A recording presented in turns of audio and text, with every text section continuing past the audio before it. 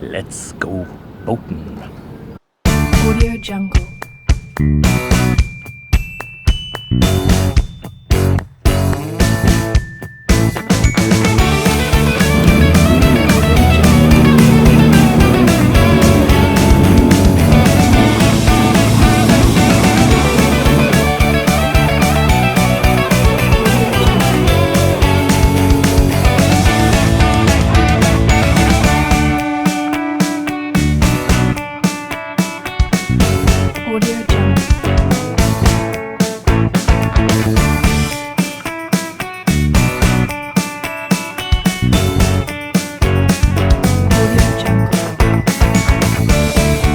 I think I'd leave you behind. Well guys, you're joining us here in the town of Ballyleague, and we're going to go for a quick jaunt up along the river, and we're going to collect some pretty special passengers. Now this marina you see here is Hanley's Marina, and it's a private marina, and that's actually where we store our boat. Some of you may recognise the wide beam narrow boat in the centre of the picture there. We met that in the loch, I think it might have been episode number 4. We met it up in Tarmanbarry. Well, the day might look dull enough, but to be honest with you, it's actually very warm, and it's certainly not putting people off going out. It's almost difficult to get a shot without there being a fishing boat in it somewhere. Now, I've tried my hand at this fishing, and I do so every once in a while.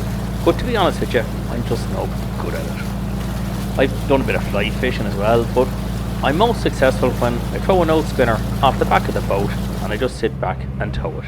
And sure, you never know. Sometimes you get lucky and sometimes you don't. And there we go, look, yet more fishermen.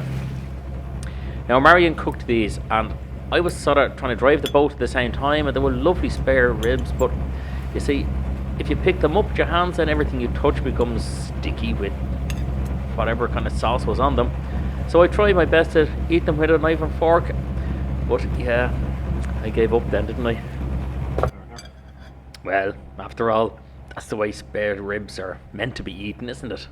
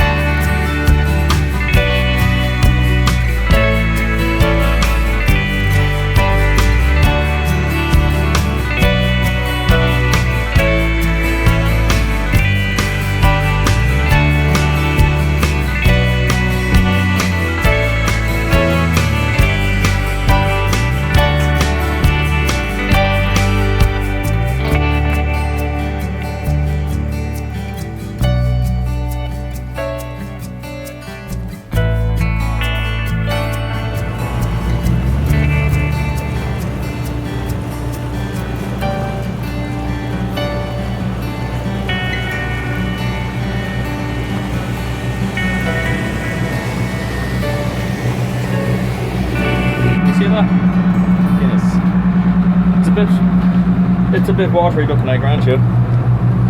It's a very hot day, and herself at the helm is getting thirsty. Cheers. It's hot and humid today. You can see the thunderclouds there. So I'd say we could get a bit of rain yet. We'll see. And having water in a Guinness glass, a sin. A sin. I think it's at least a venial sin. Mightn't be a cardinal one, but it's definitely a venial sin. So guys, welcome aboard Driftwood. We are off the lake today and we are back onto a river stretch. We've had torrential rain here in Ireland. We got the tail end of a hurricane that had come across the Atlantic. Loads of Donegal just got washed away, bridges, roads, the whole lot. And that water has now made its way into the Shannon. So the levels have all rose and there's a current that we would not normally have at this, certainly not at this time of year. So that's what we're doing now, and we're, I'd say, off the lake. If we were on the lake, you wouldn't feel the current, it wouldn't make any odds to you. But you can see it here on the river, and you can see it at the bridges or anything like that. The water kind of gets funneled, and it makes steering a wee bit more difficult.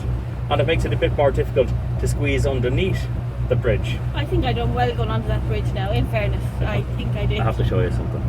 Alright, okay, I confess, I crashed the boat. At the highest point on any boat, right, there's a thing called an anchor light.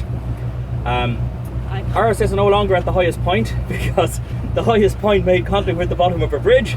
Now, it wasn't Mars' fault, in fairness. The water had come up and I wasn't watching it, neither of us were watching it, and we got through. We were about 3 or 4 inches too high for the bridge. So now our anchor light is no more, but we'll not worry about it. I don't know when we last used an anchor light. This will be thrown in my face forever and a day. Do you remember the day that you crashed the boat? Yeah. That's what it will be, yeah. But look, there's nobody hurt. I'll forgive her. Just think of the brownie points I get now for this. Huh? You crashed the boat. But I forgive you. Now this is my neighbour. This is Anthony. Give us a wave, Anthony. Looking good. Thank you very much.